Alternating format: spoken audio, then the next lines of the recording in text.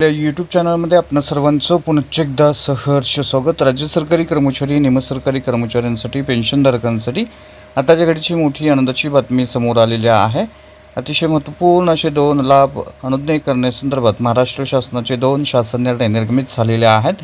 काय आहेत ते शासन निर्णय आणि या शासन निर्णयाच्या अनुषंगानं कोणते ते लाभ कोणत्या विभागातील सरकारी कर्मचारी, निमसरकारी कर्मचारी त्याचबरोबर पेन्शनधारकांना मिळणार आहेत, या संदर्भातील सविस्तर माहिती देणारा हा व्हिडिओ पाहण्यापूर्वी नेहमीप्रमाणे आपण सर्वांना एकच विनंती, व्हिडिओ शेवटपर्यंत पाहा आणि आपण जर आमच्या चॅनलवर नवीन असाल तर चॅनलला जरूर सबस्क्राईब करा. समोरील बेल आयकॉनला सुद्धा क्लिक करा, जेणेकरून महत्त्वपूर्ण शासन निर्णय, कर्मचारी, पेन्शनधारक, कुटुंब निवृत्त वेतनधारकांच्या विषयीच्या महत्त्वपूर्ण अपडेट्स आपल्याला आपल्या यूट्यूब चॅनलवरती सर्वात अगोदर पाहावयास मिळतील. स्क्रीनवर पाहताय 14 ऑगस्ट 2026 रोजी निर्गमित झालेले महत्त्वपूर्ण निर्णय.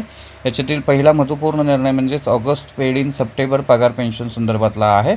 याच्यामध्ये महाराष्ट्र विनियोजन अधिनियम 2026 सन 2026-27चं अनुदान वितरण करण्यासंदर्भातला महत्त्वपूर्ण शासन निर्णय म्हणजेच ऑगस्ट पेड इन सप्टेंबर पगार पेन्शन संदर्भातला महत्त्वपूर्ण शासन निर्णय निर्गमित झालेला आहे. या अनुषंगानं वित्त विभागाकडून अर्थसंकल्पित वितरण प्रणालीवर बीम्स प्राप्त झालेला अनुदानाचा निधी नियंत्रक अधिकाऱ्यांना वितरित करण्याची बाब शासनाच्या विचारात होती आणि या अनुषंगानं सन 2026-27 या आर्थिक वर्षातील शालेय शिक्षण व क्रीडा विभागासाठी अर्थसंकल्पित झालेला व वित्त विभागाकडून बीम्स प्रणालीवर प्राप्त झालेला निधी नियंत्रक अधिकाऱ्यांच्या अधीनस्थ ठेवण्यासाठी मान्यता देण्यात आलेली आहे.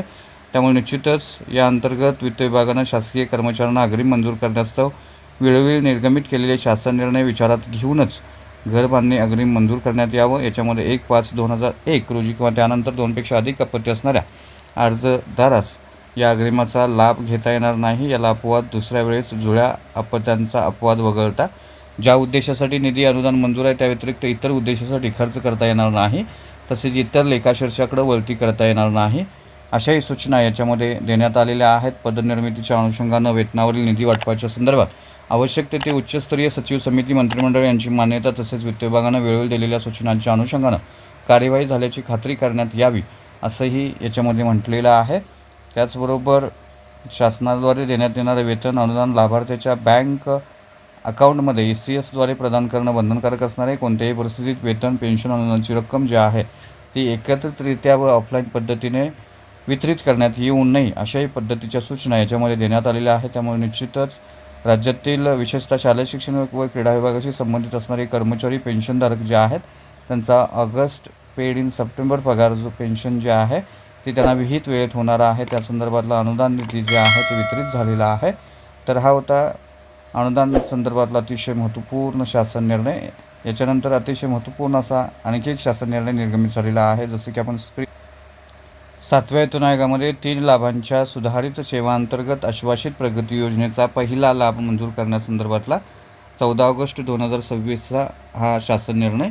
याच्यामध्ये असं म्हटलेलं आहे की 10, 20 व 30 वर्षाच्या नियमित सेवेनंतरची 3 लाभांची सेवांतर्गत आश्वासित प्रगती योजना ही दिनांक 1/1/2016 पासून लागू करण्यात आलेली आहे.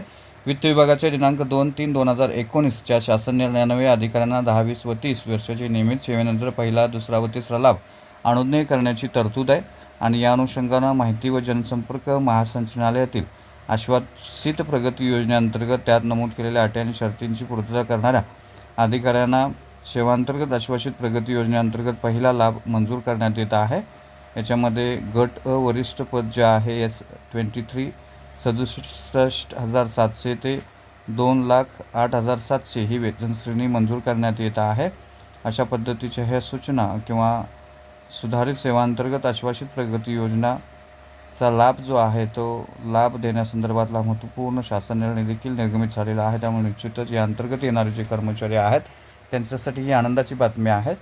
हे होते अतिशय महत्त्वपूर्ण असे 2 शासन निर्णय. अशाच महत्त्वपूर्ण शासन निर्णयांसाठी रोजच्या महत्त्वपूर्ण अपडेटसाठी चॅनलला जरूर सबस्क्राईब करा, व्हिडिओ आवडल्यास लाईक करा, शेअर करा.